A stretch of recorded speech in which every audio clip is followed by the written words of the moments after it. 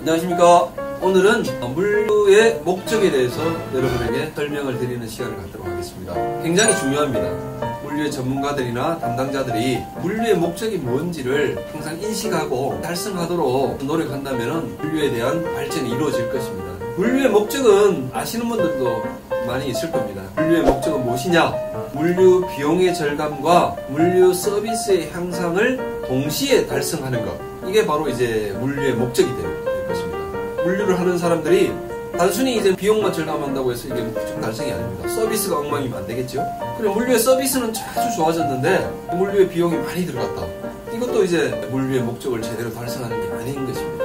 그러면은 물류의 목적은 비용의 절감과 물류 서비스의 향상이라고 제가 이제 말씀을 드렸는데, 물류의 목적에 있어서 비용 절감과 서비스의 향상은 어떤 관계에 있냐면은 서로 이제 이율 배반적으로 있어요. 이렇게 표현하면 상관관계에 있답니다. 상관관계.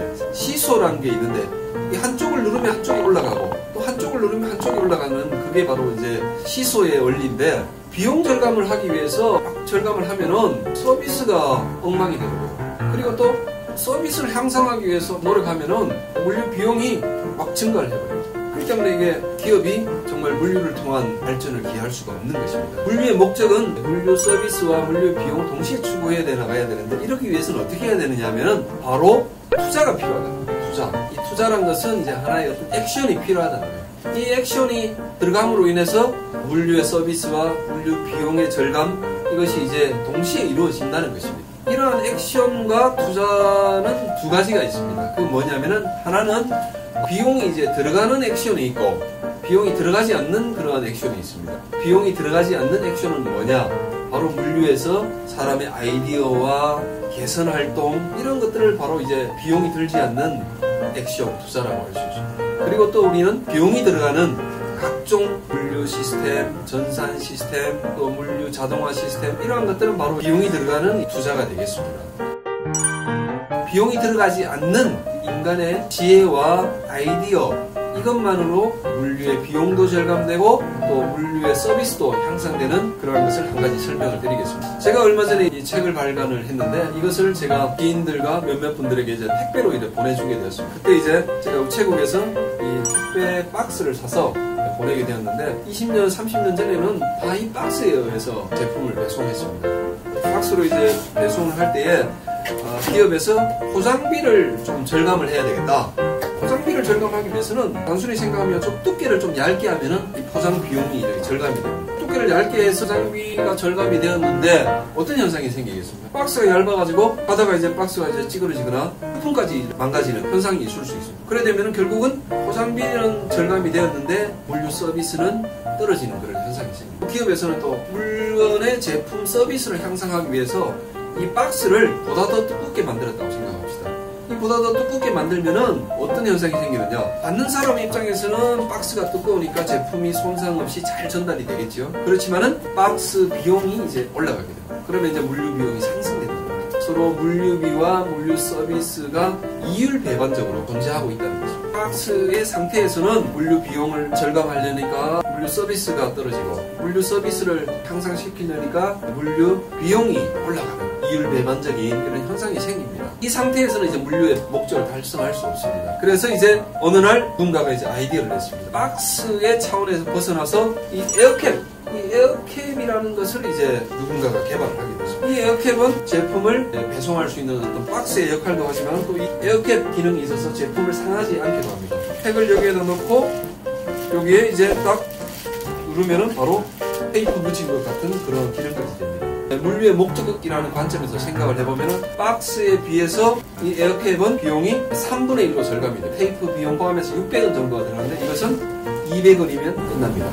그리고 또 서비스적인 측면에서 한번 생각을 해보겠습니다. 이 박스는 고객이 받았을 때는 이 박스를 뜯기 위해서 칼로 잘라서 이봉을 해야 됩니다. 여러 가지 번거로운 점도 있습니다. 그리고 박스, 또 안에 있는 에어캡, 테이프, 이걸 다 분리해서 이제 벌려야 되기 때문에 이제 고객은 상당히 번거로움이 이제 생기겠지요. 그렇지만 이제 이거는 어떻겠습니까? 딱 받았을 때 부피도 작아요.